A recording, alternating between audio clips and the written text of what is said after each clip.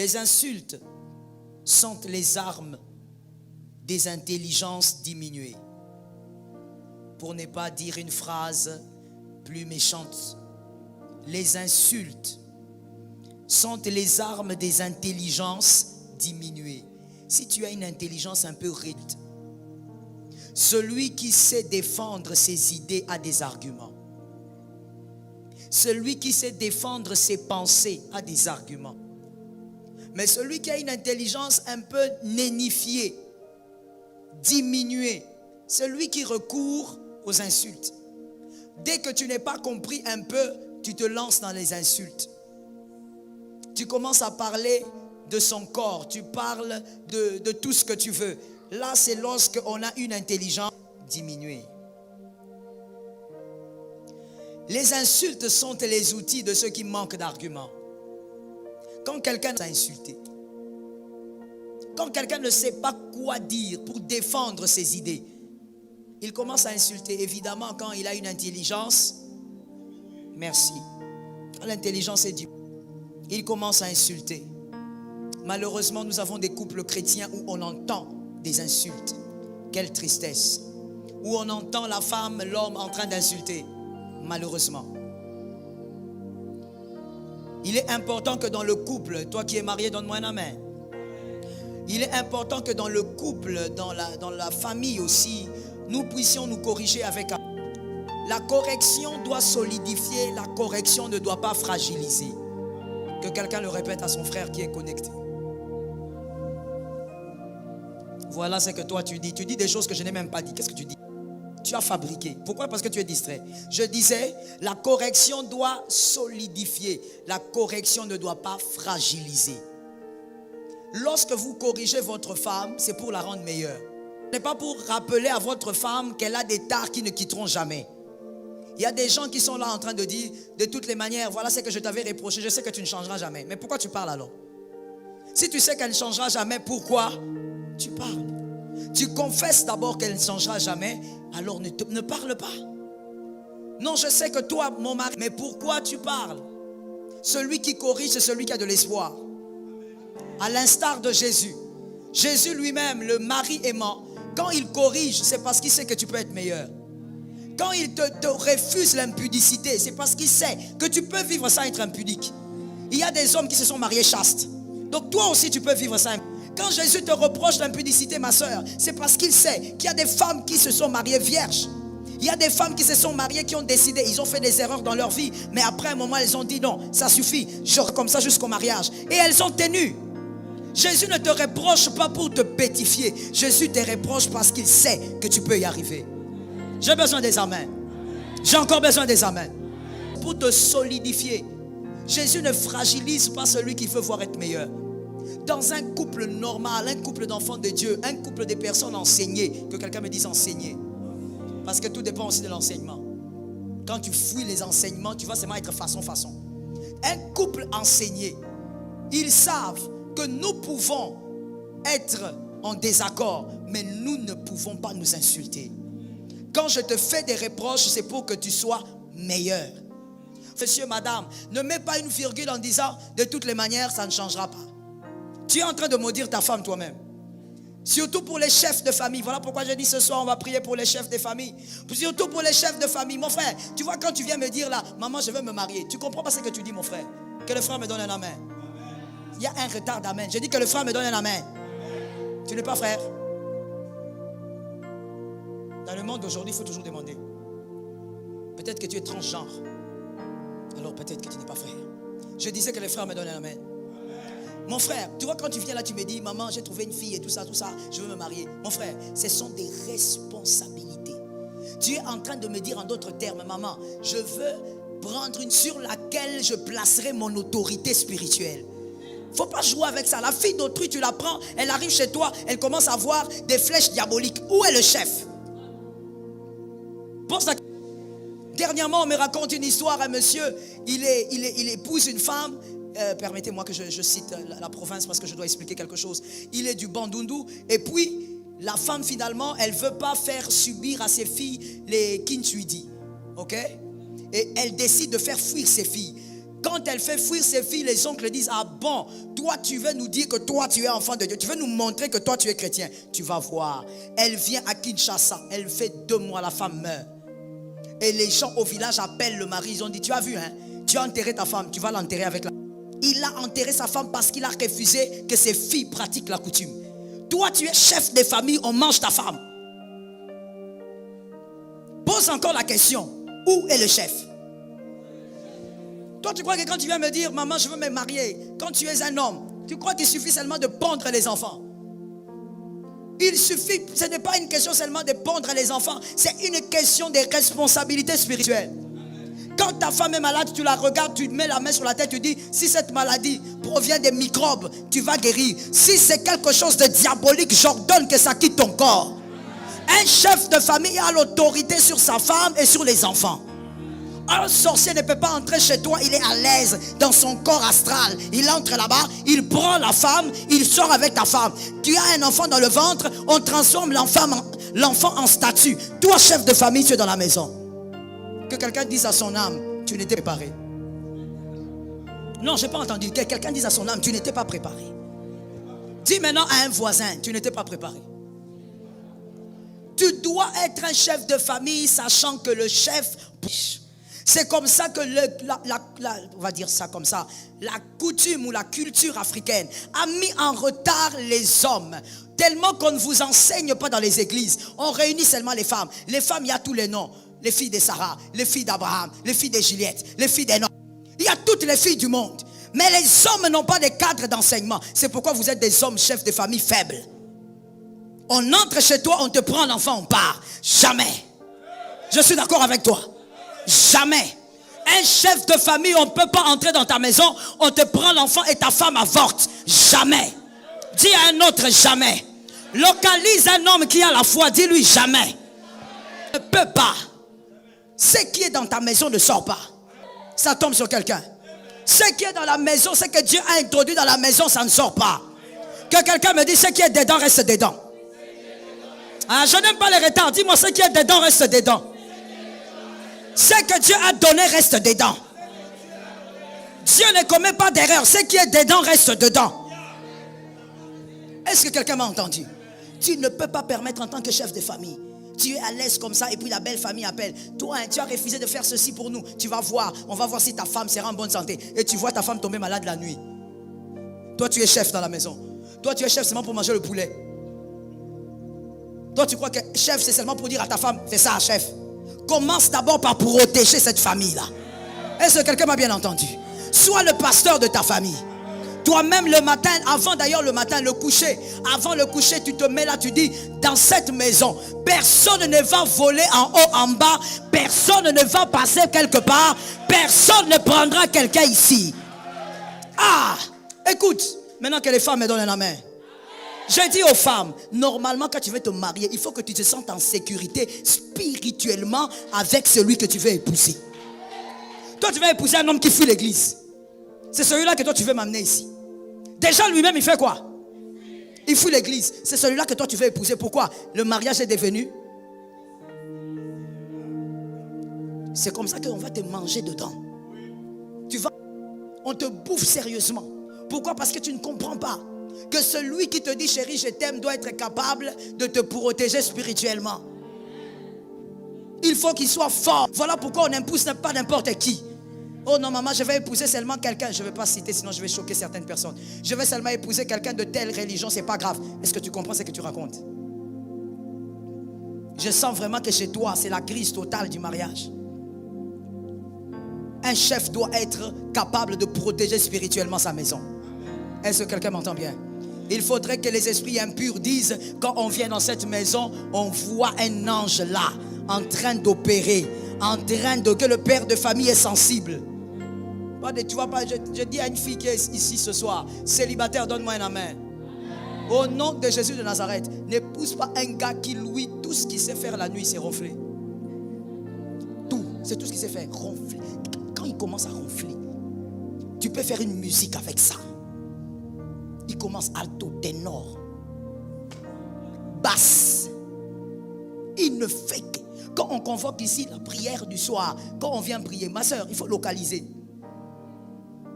quand tu localises un frère là, pendant que nous prions là, une veillée ou une soirée de prière, le frère ne fait que, depuis qu'il a commencé, 3 minutes de prière, la tête commence à tomber. Même s'il vient, il faut chasser. Il faut être capable d'épouser quelqu'un qui sait carburer. Il a une sensibilité spirituelle. Vous pouvez être là en train de dormir, à un moment donné, il se réveille, il dit, chérie, lève-toi, on doit prier. Hey, où sont ces gens d'hommes? Je pose la question, où sont ces gens d'hommes? Il se réveille parce qu'il a senti un mouvement spirituel. Mais toi, non. Toi, d'abord, c'est ta femme d'abord qui va te réveiller. Chérie, réveille-toi, j'ai fait un cauchemar. Tu as fait un cauchemar, c'est pas grave, dors. Quelqu'un qui a fait un cauchemar, tu lui dis de dormir. Et quand elle se lève, elle commence à prier. Toi, tu es là en train de ronfler. À un moment donné, tu dis, chérie, diminue un peu le volume, j'irai au travail demain. Que tu arrives. Moi, j'ai toujours dit ça aux gens. Le travail l'a pourvu que tu arrives. Parce qu'on peut te travailler la nuit, tu arrives au travail, mais tu perds tout ce que tu avais. Je dis à quelqu'un, tu n'es pas Job. J'ai senti quelque chose dans mon esprit. Au nom de Jésus, tu n'es pas Job. Il n'y a qu'un seul Job et c'est fini. Il n'y a pas de Job. Job a été présenté comme modèle pour nous. Toi, tu n'es pas. Où tu te réveilles le matin, tu commences à tout perdre. Tu commences à tout perdre. On t'appelle, tu commences à perdre même les opportunités. Tu n'es pas Job. Sors de là au nom de Jésus. Les insultes d'un conjoint blessent et peuvent même briser. Voilà ce que les insultes peuvent faire dans le cœur ou dans l'âme d'un conjoint. Premièrement, les insultes, l'estime que vous avez pour vous. Les insultes d'un conjoint. Quand c'est un conjoint, comme le verset l'a dit, quand c'est quelqu'un de lointain, ça se gère. Quand c'est un inconnu, dit rien du tout. Au contraire, vous êtes peut-être curieux. Mais quand c'est un mari, c'est une femme. Laisse-moi d'abord ouvrir une parenthèse. J'ai dit aux célibataires et aux fiancés, vous êtes encore fiancés, mais vous ne faites que vous insulter. Où est-ce que vous allez? Qu'est-ce que vous allez créer comme vie? J'ai reçu une dame aujourd'hui, depuis sa naissance, jusqu'à ce qu'elle a eu l'âge de la conscience, 6 ans, 7 ans, elle voyait ses parents se battre, même dans la rue, s'insulter, se déchirer les vêtements. Elle a grandi comme ça, jusqu'à ce qu'elle est arrivée à l'université. Il arrivait qu'en rentrant chez elle, venant de l'université, ses copines lui disent, regarde, tes parents sont en train de se battre là-bas près du caniveau. Ils se battent là dehors, ils se déchirent les vêtements, passent. Il y a des gens qui ont vécu comme ça, où dans un couple, il n'y a que insulte sur insulte et même les années passent. Mais toi, tu es encore fiancé. Vous ne faites que vous insulter. Maintenant, votre relation rime à quoi? Quelle est vraiment la couleur de cette relation? Les fiançailles, on peut... Mais le mariage, c'est pour toute la vie. Où vas-tu avec un homme, avec une femme qui ne fait que t'insulter pendant les fiançailles? Il t'insulte, et puis après, le soir, il t'envoie un texto. Pardonne-moi, bébé. Est-ce que tu connais ce qu'on appelle les psychopathes? Merci beaucoup. Si tu ne connais pas, tu vas demander à ta soeur à la fin du culte.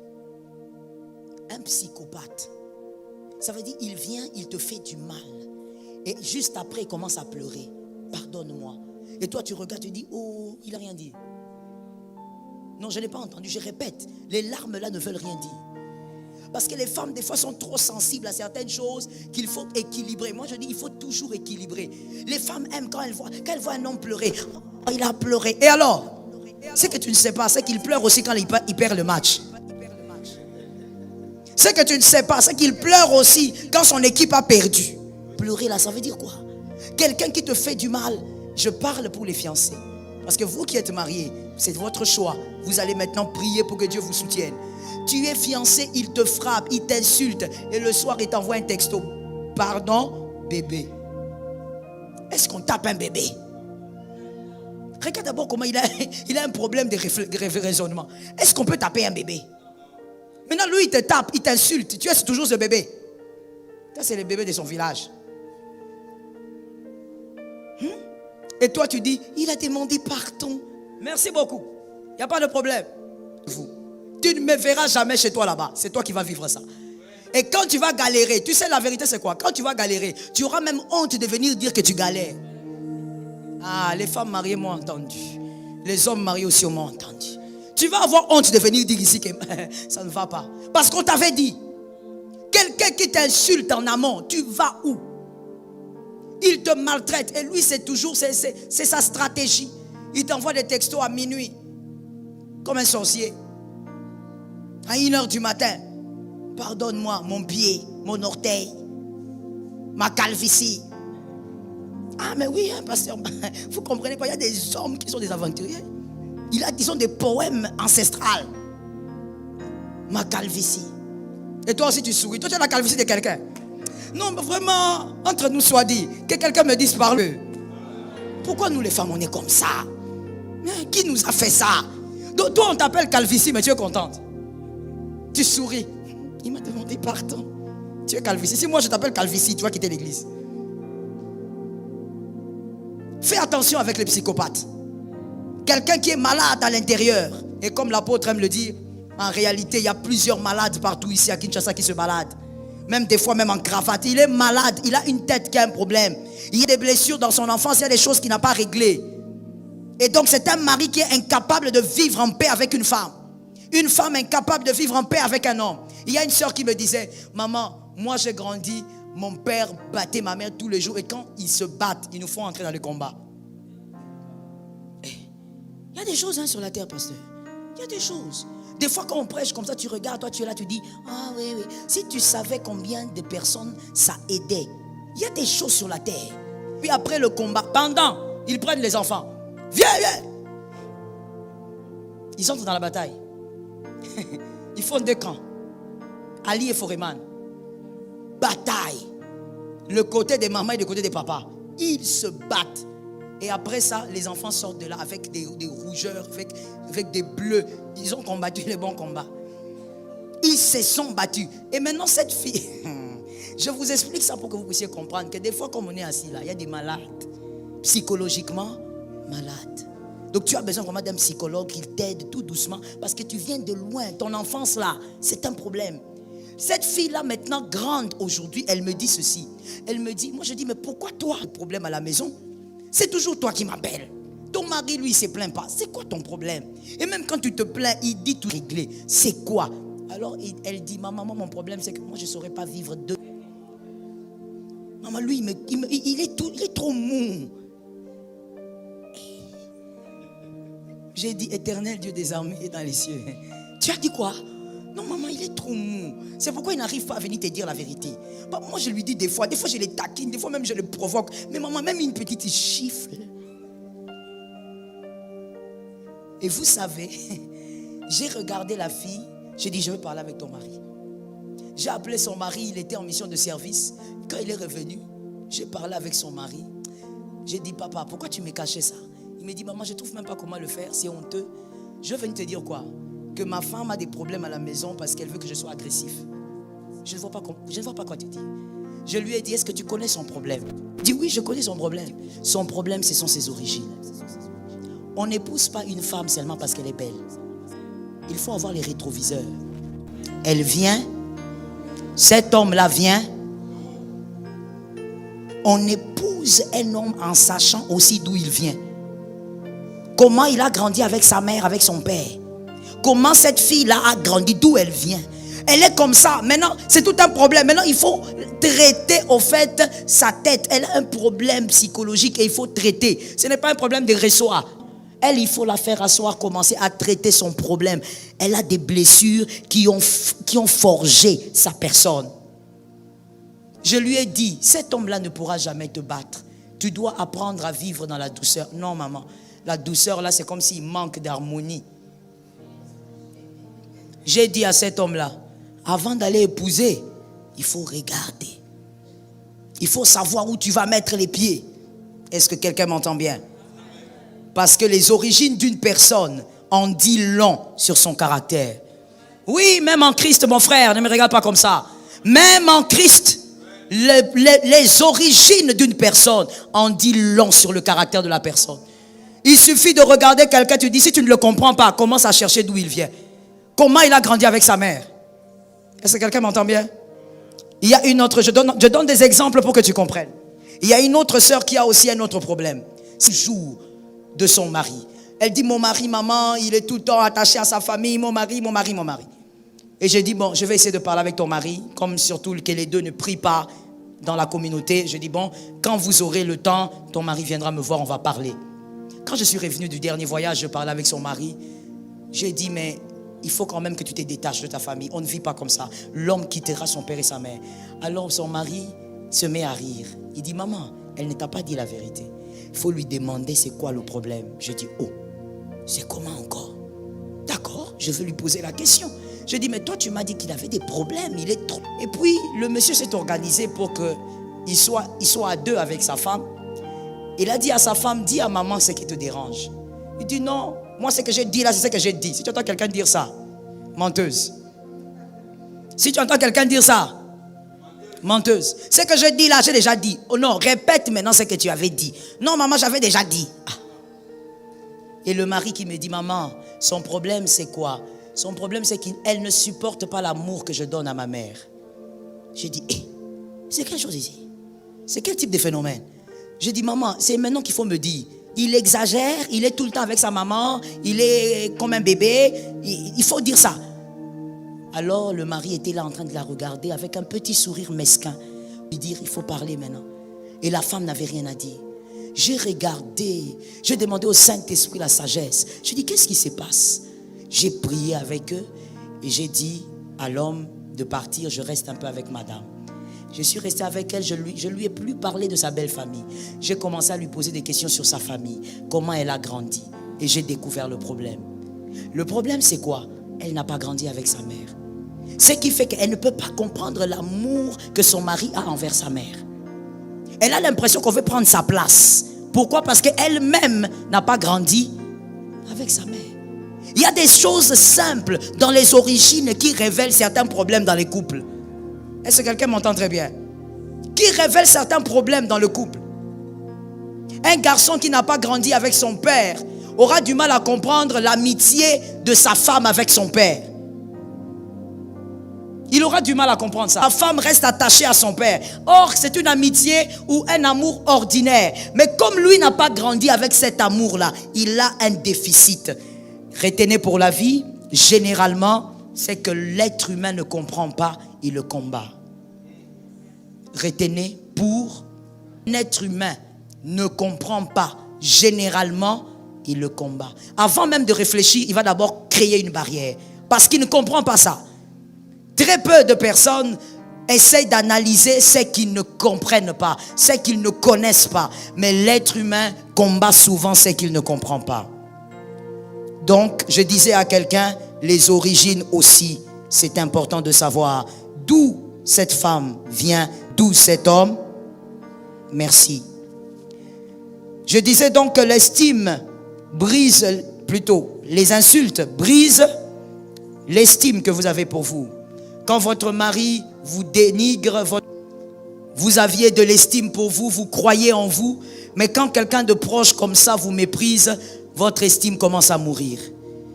Vous ne vous croyez plus capable de faire des grandes choses. Attention, monsieur le mari, attention, madame l'épouse. Évitez d'insulter l'autre. Vos insultes pèsent. Vos insultes ont le prix des 5 autres insultes. Quand vous insultez, vous êtes en train de détruire l'amour et l'estime que la personne a pour elle-même. Les choses qu'elle pouvait faire avec excellence, elle ne sera plus capable de le faire. Les choses qu'il pouvait faire avec excellence, il sera incapable de le faire. Voilà pourquoi je veux dire déjà à un homme, à une femme ici, surtout à un célibataire, parce qu'eux profitent plus. Je dis, ne laissez pas une troisième bouche définir ce que vous êtes. Jamais. Que quelqu'un me dise jamais. Ne laissez pas une troisième bouche définir ce que vous êtes. La première bouche, c'est celle de Dieu. Celle-là, c'est définir. La deuxième, c'est la vôtre. Fonctionnez avec ces deux bouches-là. Avec ces deux langues. Celle de Dieu, vous êtes. C'est que quelqu'un d'autre dit, mettez ça un peu à côté. Ça tombe sur toi. Voilà pourquoi c'est important. Parce que quand vous considérez les choses de cette manière, même quand votre mari, votre femme fait des dérapages de langage, ça ne va pas briser votre estime. Vous savez qui vous êtes. Est-ce que quelqu'un m'entend bien? J'ai vu plusieurs femmes mariées, c'est limité dans la vie parce que le mari était tout le temps en train de l'insulter. Tu n'es pas intelligente. Qu'est-ce que toi tu sais faire? Si je ne t'avais pas épousé, tu ne serais rien dans la vie. Toi, tu sors d'où? Tout ça. La femme, c'est limité. Alors que quand moi je parle avec ces femmes ordinaires, elles sont intelligentes, elles sont même épatantes à la limite. Mais le problème c'est quoi? Elle a eu quelqu'un qui lui rappelait tous les jours que tu n'es rien, tu ne vaux rien. Ne te laisse pas définir par la troisième bouche. Laisse-toi définir par Dieu et par toi-même. Que quelqu'un me dise, je ne me laisserai pas définir. Non, tu parles avec mollesse. Dis-moi, je ne me laisserai pas définir. Alors que quelqu'un lève sa main droite et dise, je me laisserai définir par la bouche de Dieu.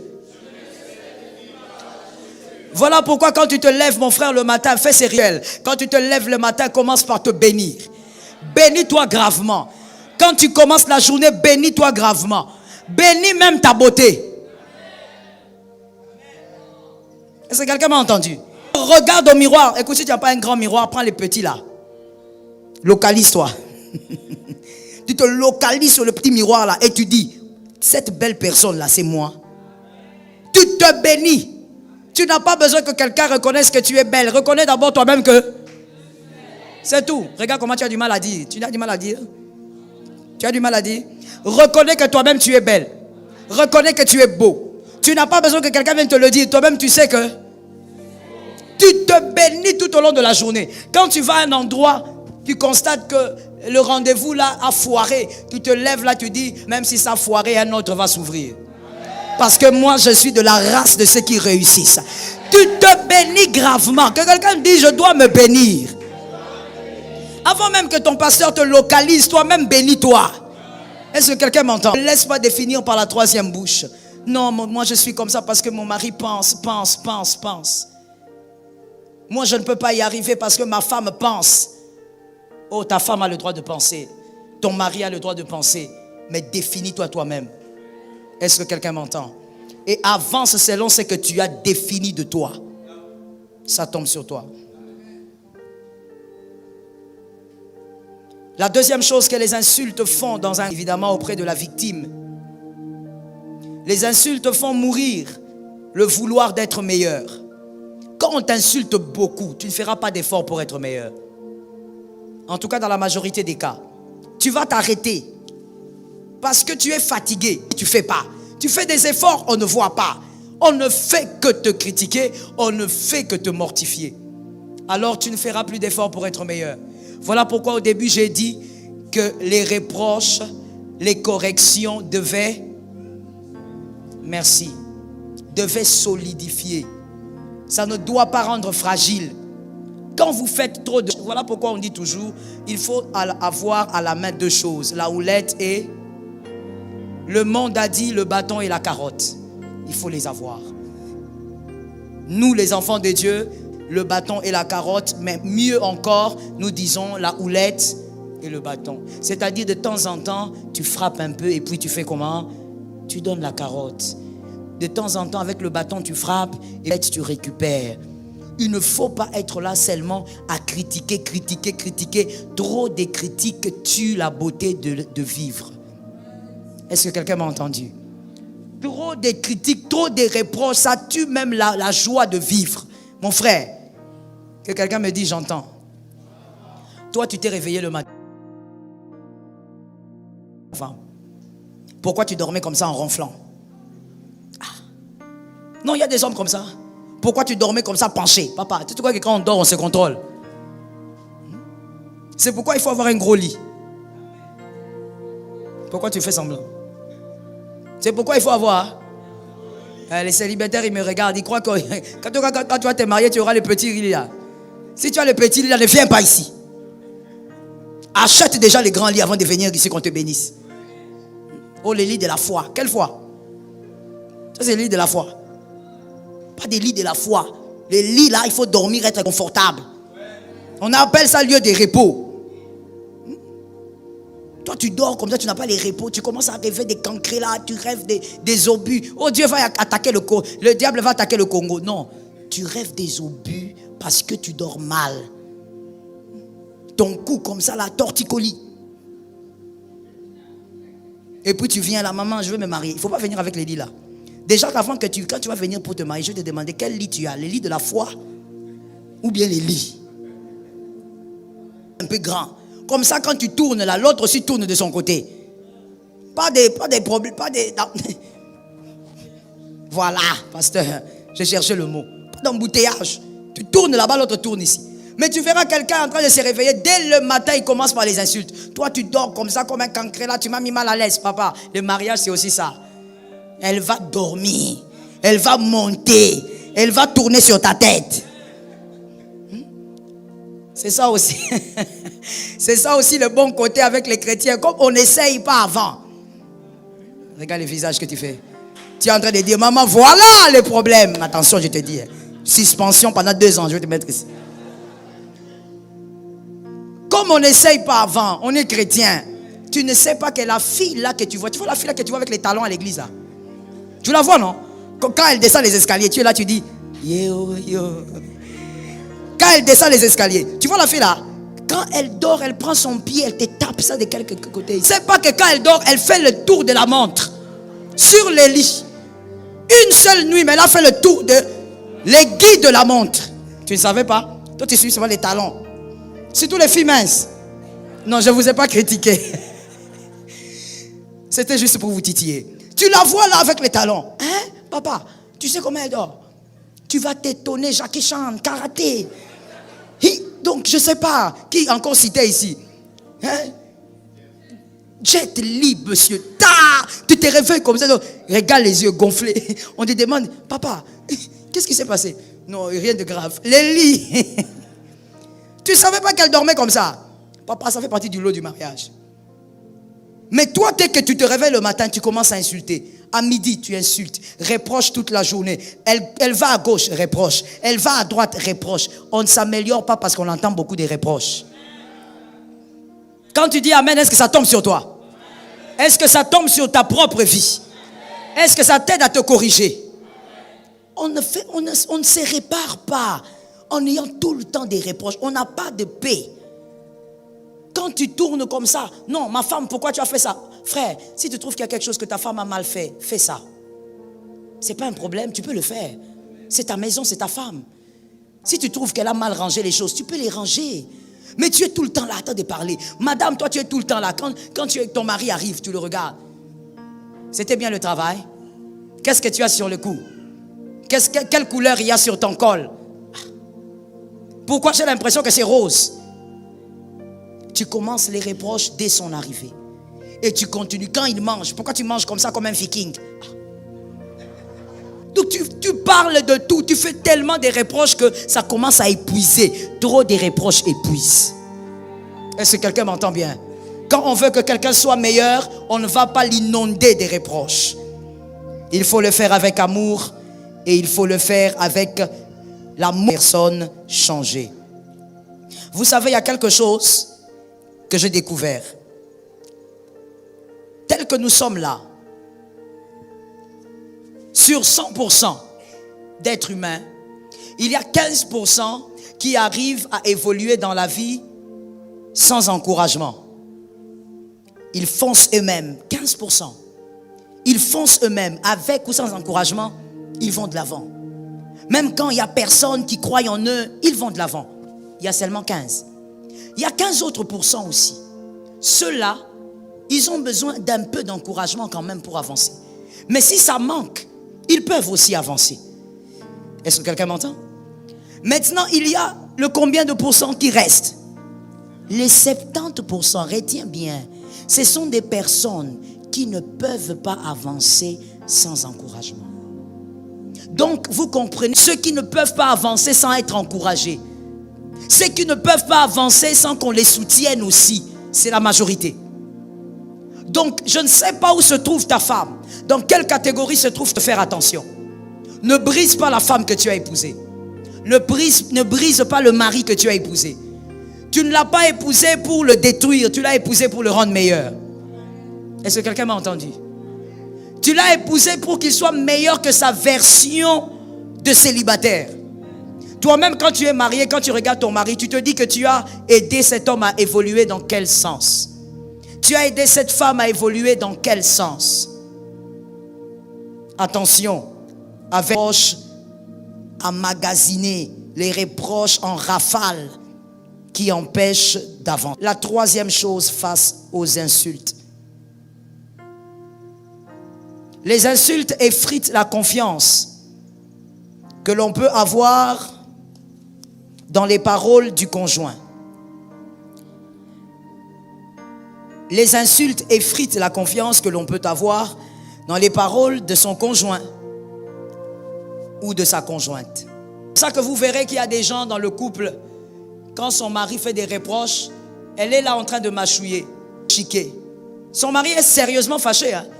Et son mari parle et tout, elle est là, elle a le regard dans l'air. Et quand l'homme parle, elle dit, tu as fini? Quand la femme parle, la femme reproche son mari, le mari est en train de rire. Oh, j'ai vu ça plusieurs fois. Le mari est en train de rire. Il regarde sa femme et dit, toi tu es aventurière, hein? La femme est en train de pleurer même, elle fait des choses, elle dit des choses qui lui font mal au cœur. Le problème c'est quoi dans ce couple? Ils ont perdu quelque chose, que ça ne vous arrive pas au nom de Jésus. Tu n'as pas dit amen, tu veux que ça t'arrive? Je dis que ça ne vous arrive pas au nom de Jésus. Ils ont perdu quelque chose. C'est quoi la chose? C'est que l'homme normal, une femme normale, elle doit avoir confiance en ce que son mari ou sa femme dit. Quand c'est que ton conjoint dit n'a plus de poids pour toi, vous êtes perdu. Vous êtes parti vers les enfers. C'est la descente aux enfers. Parce que vous n'avez plus confiance en lui. Si ce qu'il dit ne pèse plus, ton mari te fait des reproches, tu dis, bon, de toutes les manières, il a l'habitude de dire ça. Mais c'est fini. Tu n'as plus confiance aux paroles qui sortent de sa bouche. C'est un danger. Les insultes font ça aussi. Tu as tellement insulté ta femme, insulté ton mari, que quand tu parles, ça ne lui dit plus rien. Il te regarde, il est insensible. Elle est insensible. Et là, je t'assure, mon frère, si tu commences d'abord par les hommes, si tu as une femme comme ça, tu es fini. Une femme qui est insensible à tes reproches, insensible à tout ce que tu dis, parce que tu l'as trop insulté. Tu es terminé. Quand même tu diras des choses sérieuses, elle va banaliser. Et elle sera toujours en mode défi. Elle se dira, fais ce que tu veux. Et là, vraiment, mon frère, tu es mal barré. Tu fais des choses, elle dit, fais comme tu veux. Monte, fais comme tu veux. Si tu veux brûler la maison, brûle. Non, mais je vais faire ça, fais comme tu veux. Oh là là, vous êtes en train de descendre vers les enfers. Le mal est à la porte. Il ne faudrait pas que ça t'arrive. Il ne faudrait ne pas perdre ce côté-là. Où quand l'homme te parle, ton mari parle, ta femme parle, tu as confiance en ce que cette personne dit. Quand cette personne te fait des reproches, ça te fait quelque chose. Parce que ces phrases pèsent. Et donc, évitez les insultes. Soyez loin des insultes. J'ouvre une parenthèse en disant, un couple qui insulte contamine les enfants. Les enfants deviennent insultants à un niveau. J'étais allé quelque part, ne me demande pas c'était où, je ne sais pas. Je suis allé quelque part, j'ai même posé la question à Blanc, j'ai dit là où tu m'amènes, tu sais ou tu ne sais pas. Il dit maman c'est ça l'adresse, j'ai dit hey frère, nous allons vers la limite du Congo, on est arrivé là. Quand on arrive, j'ouvre la portière pour descendre, j'entends seulement, je vois seulement un petit enfant là, tout petit comme ça, un garçon. Et il a rafalé des insultes que je ne peux pas répéter. Il a commencé par parler de la tête de la personne jusqu'à tout son corps. Un petit enfant. Il a insulté systématiquement un adulte qui était là. J'étais là en train de regarder. J'ai dit, ce n'est pas possible. Je dis, mais comment cet enfant peut insulter comme ça? Je dis, mais il faut faire taire l'enfant. J'ai dit, et maman laisse. Si tu parles ici, il va parler. Je dis quoi? Je dis, maman, si tu oses lui parler, il va rafaler. Ici, les enfants insultent les adultes et ça passe. Des insultes, je te dis, non. Mes oreilles ont entendu ces choses-là il y a longtemps. Des choses, des grossièretés. Mais un enfant, cet enfant ne l'a pas puisé seul. Il n'a pas puisé dans le ventre de sa mère. Il a puisé en écoutant papa et maman.